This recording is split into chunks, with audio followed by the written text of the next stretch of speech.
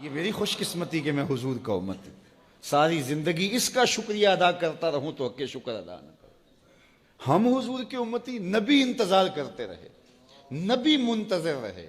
حضرت خلیل اللہ کی بارگاہ میں پکار رہے ہیں، ربنا وابعث فیہم رسولا، مالک رسول بھیج دے.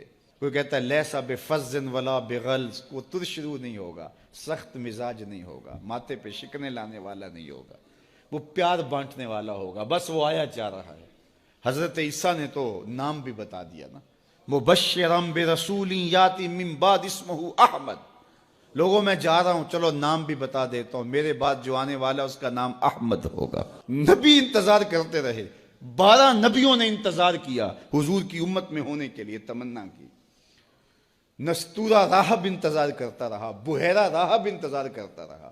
شب ہجر کی سختیاں کوئی اس سے جا کے پوچھے، تیری راہ تکتے تکتے جسے صبح ہو گئی. زندگیاں گزار دی انہوں نے. سلمان فارسی کی کہانی سن لو. مجوسی کے بیٹے تھے، حق کی طلب میں نکلے، باپ نے گھر سے نکال دیا. ایک پادری کے پاس جا کے رکے، زندگی بھر اس کی نوکری کی. جب اس کا آخری وقت آیا، اس نے کہا میری تدفین کے بعد غموریا چلے جانا، وہاں کا پادری خدا رسیدہ ہے، تجھے اس سے کچھ مل جائے گا. کہتے میں وہاں سے غموریا آ گیا. پھر اس پادری کی ساری زندگی خدمت کی. جب وہ مرنے لگا تو اس نے کہا کوئی ایسا شخص نہیں ہے جس کے پاس اب میں تجھے بھیجوں، لیکن نبی آخر الزماں کے ظہور کے لمحے آ گئے ہیں. تو یہاں سے یثرب چلا جا، وہ اس نبی کی ہجرت گاہ ہوگی. تیری زندگی سنور جائے گی. تو نے بڑی محنت کی ہے، بڑی نوکری کی ہے میری. کہتے میں نے اس کو کہا کہیں ایسا نہ ہو میں دھوکہ کھا جو مجھے کوئی نشانی بتا دے. اس نے کہا 3 نشانیاں ہیں. ایک صدقہ نہیں لے گا، دوسرا ہدیہ رد نہیں کرے گا، تیسرا 2 کندھوں کے درمیان مہر نبوت ہو. کہتے ہیں میں نے اس کی تدفین کی. یثرب کی جانب جاتے ہوئے ایک قافلے میں شامل ہو گیا. انہوں نے مجھے پکڑ کے اپنا غلام بنا لیا، لیکن میرے پہ مہربانی یہ کی کہ مجھے بیچا جا کے مدینے میں. ایک یہودی نے مجھے خرید لیا. میں اس کے باغ میں گوڈی کرتا تھا، کام کرتا تھا، کھجوریں توڑتا تھا، لیکن میں انتظار میں تھا کہ کبھی وہ نبی آخر الزماں آئے تو مجھے دید ہو. کبھی عرش پر، کبھی فرش پر، کبھی ان کے در، کبھی در بدر. غم عاشقی تیرا شکریہ، میں کہاں کہاں سے گزر گیا.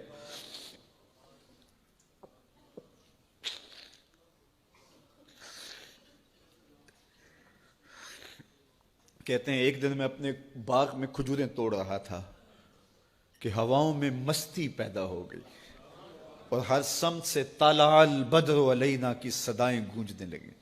میں سمجھ گیا کہ وہ لمحے آ گئے. میں نے چھلانگ لگا دی اور دوڑ پڑا. میرے آقا نے سمجھا شاید غلام بھاگ گیا. اس نے دوڑ کے مجھے پکڑ لیا. میں نے اس کو کہا کہ میں نوکر تیرا ہی ہوں، لیکن دل نوکر کسی اور کا ہے. میں بھاگوں گا نہیں، مجھے جانے دے. میں کچھ کھجوریں لے گیا تھا صدقے کی نیت سے، جا کے حضور کو پیش کی. آقا کریم نے فرمایا ہم نبی صدقہ نہیں لیتے. کہتے ہیں نشانی ایک پوری ہوگی. کہتے ہیں کہ میں کچھ دنوں کے بعد اور کھجوریں لے گیا اور میری نیت ہدیہ کی تھی. میں نے پیش کی، حضور نے قبول فرما لی. لیکن میں بھی کہتا تھا تیسری نشانی بھی پوری ہو لے تو پھر مانوں گا. اور وہ کیا تھی؟ 2 کندھوں کے درمیان مہر نبوت. کہتے ہیں ایک دن حضور میرے باغ میں آئے اور آقا کریم نے اپنے مبارک کندھے پہ چادر رکھی ہوئی تھی اور چادر کی اوٹ میں مہر نبوت چھپی ہوئی تھی. اور میں پیچھے ہو کے دیکھتا تھا اور میری آرزو یہ تھی کہ کوئی تیز جھونکا ہوا کا آئے اور چادر ہٹ جائے اور میں مہر نبوت کی زیارت کر لوں.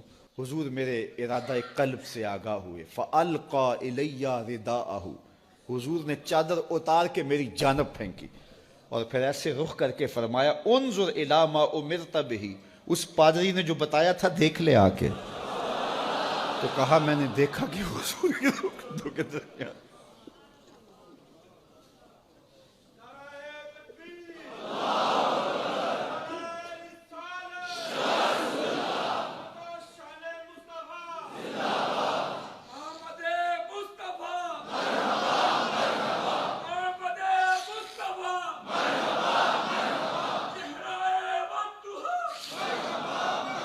شب ہجر کی سختیاں کوئی اس سے جا کے پوچھے، تیری راہ تکتے تکتے جسے صبح ہو گئی. ہم نے تو کوئی انتظار نہیں کیا نا، ہم نے تو کوئی دکھ نہیں سہا، ہم سوئے تھے مقدر جاگ اٹھے، ہمارے والد مسجد سے مولوی صاحب کو بلا لائے، انہوں نے کان میں آ کے کہا مبارک ہو تو حضور کا نوکر بن کے آ رہا۔ میرے والد گرامی ایک شعر جھوم کے پڑھا کرتے تھے، محمد جانے جانا ہے پیغمبر ہو تو ایسا ہو، رسولوں کی بشارت سے مبشر ہو تو ایسا ہو، امر توقیر کا سب کو موکر ہو تو ایسا ہو، کیا ہم کو غلام ان کا مقدر ہو تو ایسا ہو۔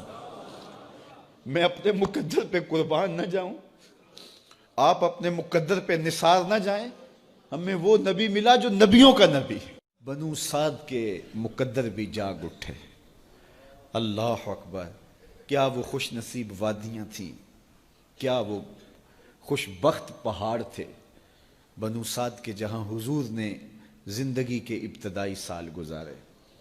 اللہ اکبر۔ حضرت حلیمہ سعدیہ کہتی ہیں جب میں حضور کو گھر لے گئی تو میرے گھر میں روشنیاں آ گئیں، باقاعدہ عورتوں نے کہا حلیمہ تو اتنی امیر ہو گئی ہے رات کو بھی دیا نہیں بجھاتی۔ بڑے امیر کبیر گھرانوں میں بھی رات کو لوگ دیا بجھا دیا کرتے ہیں، لیکن تو اتنی ہی امیر ہو گئی ہے کہ رات کو بھی تیرے گھر کا دیا نہیں بجھتا۔ تو حلیمہ سعدیہ نے کہا آؤ میں تمہیں بتاؤں میرے گھر میں دیا کون سا روشن۔ باقاعدہ ہم جولیوں کو بلایا، پالنے میں حضور تھے، اشارہ کر کے کہا ما کننا نحتاج الی السراج من یوم اخذناہ، جب سے یہ پیارا گھر آیا ہے میں نے سارے دیے توڑ دیے، دیے کی ضرورت نہ مشعل کی حاجت، عجب روشنی تو نے پائی حلیمہ، بڑی تو نے توقیر پائی حلیمہ، بنی تو محمد کی دائی حلیمہ۔ کہا ما کننا نحتاج الی السراج من یوم اخذناہ، جب سے یہ پیارا گھر میں آیا ہے میں نے سارے دیے توڑ دیے۔ جہاں روشنی چاہیے ہوتی ہے حضور کو اٹھا کے اس کمرے میں لے جاتے ہیں، وہاں انوار پھیل جاتے ہیں، روشنیاں پھیل جاتی ہیں، کیسے اجالے پھیلے، کیسی روشنیاں پھیلیں۔ حلیمہ دا چھپر کھجوری دے تھلے، حوراں وچھالے نوری مسلے، فرش تو عرش تک پہ گئی دہائی، حلیمہ نے لٹ لئی خدا دی خدائی۔ اللہ اکبر۔ وہ سارا دن تو صحراؤں میں گھوم لیتی تھی، اسے جب بھوک لگتی تھی لبوں کو چوم لیتی تھی۔ بخت جاگے حلیمہ سعدیہ کے کہ حضور ان کے گھر آئے۔ اللہ اکبر۔ جدھر سے گزرتے گئے نور پھیلتا گیا، انوار پھیلتے گئے۔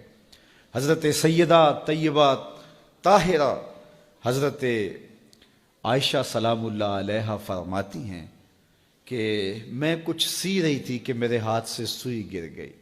اب حضور کے گھر میں دیے میں جلانے کے لیے تیل بھی نہیں تھا، میں پریشان تھی، سوئی گر گئی، اتنے میں حضور تشریف لائے۔ حضور مسکرائے، کہتی ہے میں نے گمی ہوئی سوئی تلاش کر رہی۔ اللہ اکبر۔ تو یہ روشنی تھی، یہ انوار تھے۔ اللہ اکبر۔ اذا ضحک یتلالع فی الجدر، جب حضور مسکراتے تھے سامنے والی دیواروں پہ عکس پڑتا تھا۔ اللہ اکبر۔ جب مسکراتے تھے نور پھیل جاتا تھا۔ اذا تکلم رؤیا کالنور یخرج من بین ثنایاہ، حضور کے سامنے والے دانتوں میں ہلکا سا فاصلہ تھا، اور جب آقا کریم گفتگو کرتے تھے وہاں سے نور کی کرنیں چھن چھن کے نکلتی تھیں، انوار پھیل جاتے تھے۔ ایسا نوری ماحول، ایسا نورانی چہرہ۔ حضرت ابو ہریرہ بولے کل قمر لیلۃ البدر لم ارى قبلہ ولا بعدہ مثلہ، کیا پوچھتے ہو، 14ویں رات کا چمکتا ہوا چاند تھے میرے حضور۔ پھر کہا نہیں نہیں نہیں، حضور جیسا نہ پہلے دیکھا نہ بعد میں دیکھا۔ حضرت حسان بن ثابت پاس کھڑے تھے، کہا دیکھتے کیسے، کسی ماں نے جنم دیا ہوتا تو دیکھتے۔ خدا نے وہ سچائی پن چھڑیا جدے وچ محمد نو ٹالیا سی، حسینہ جمیلہ دا منہ موڑ دیتا، محمد بنا کے قلم توڑ دیتا، مثل او در عالم امکان متصور نیست۔ حضرت شیخ مجدد کہتے ہیں حضور کی مثل بزم عالم میں ممکن ہی نہیں ہے، ہو ہی نہیں سکتا۔ اور اقبال کا لہجہ بھی دیکھیے، رخ مصطفیٰ ہے وہ آئینہ کہ اب اس سا دوسرا آئینہ نہ کسی کی بزم خیال میں نہ دکان آئینہ ساز میں۔ تو وہ پیکر تراشا، وہ پیکر تراشا، مکھ چند بدرشا شانی ہے، متھے چمک دی لاٹ نورانی ہے، کالی زلف تیک مستانی ہے، مخمور رکھی ہن مد بھریاں، کیسا جمال دیا، کیسا حسن دیا۔ اچھا بریلی کے امام سے بھی پوچھ لیجئے، اللہ اکبر۔ بل بل نے گل ان کو کہا، قمری نے سروے جاں فضا. بلبل کی منتہائے پرواز تو یہی ہے نا کسی کو پھول کہہ دے. بلبل نے گل ان کو کہا, قمری نے سروے جاں فضا.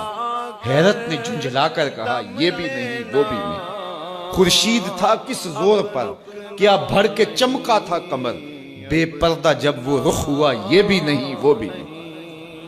وہ حسن دیا وہ جمال دیا اللہ نے اپنا محبوب. دم لینا آفاق کے ہر ہر گوشے میں, قرآن سنا کر دم لینا, اب رکنا نہیں اب تھمنا نہیں.